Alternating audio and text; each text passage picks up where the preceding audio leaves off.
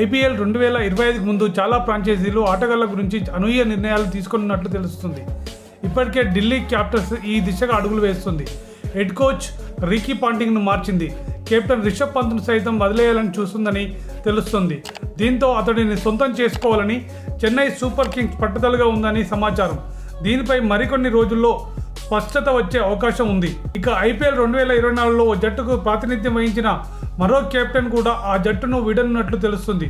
అతడెవరో కాదు, Lucknow super Giants captain KL Rahul. అవును, IPL 2025 mega వేలానికి ముందు కేఎల్ రాహుల్ కూడా ఆ జట్టును వీడాలని భావిస్తున్నట్లు తెలుస్తుంది. కాగా ఐపీఎల్ 2024 సందర్భంగా కేఎల్ రాహుల్ను లక్నో ఫ్రాంచైజ్ ఓనర్ సంజీవ్ గోయంకో గ్రౌండ్లోనే తిట్టాడు. సన్ రైజర్స్ హైదరాబాద్ చేతిలో లక్నో చిత్తుగా ఓడిన తర్వాత ఇది జరిగింది. కేఎల్ రాహుల్ ఏం చెబుతున్నాడో వినకుండా సంజీవ్ గోయంకా రాహుల్పై అరిచాడు. ఈ నేపథ్యంలో అతడు జట్టును విడతాడని అప్పుడే అందరూ ఫిక్స్ అయిపోయారు. కర్ణాటకకు చెందిన కేఎల్ రాహుల్ రాయల్ ఛాలెంజర్స్ బెంగళూరుకు మారాలని చూస్తున్నట్లు తెలుస్తుంది. వాస్తవానికి కేఎల్ రాహుల్ ఆర్సీబీ కారణంగానే ఐపీఎల్లోకి వచ్చాడు. అతడిని 2013లో ఆర్సీబీ ఐపీఎల్ పరిచయం చేసింది. 2016లోనూ ఆర్సీబీ తరఫున ఆడాడు.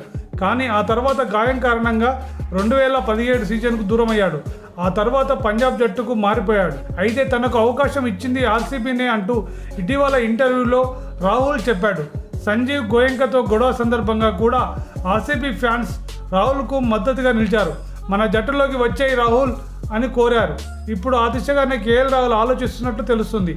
అదే జరిగితే పాప్ డూప్లెసిస్ స్థానంలో కేఎల్ రాహుల్ ఆర్సీబీ సారథ్యంలో బాధ్యతలు చేపట్టే అవకాశం ఉంది. విరాట్ కోహ్లీతో కలిసి ఓపెనింగ్ చేసే అవకాశం కూడా ఉంది. దీనిపై అధికారిక ప్రకటన రావాల్సి ఉంది.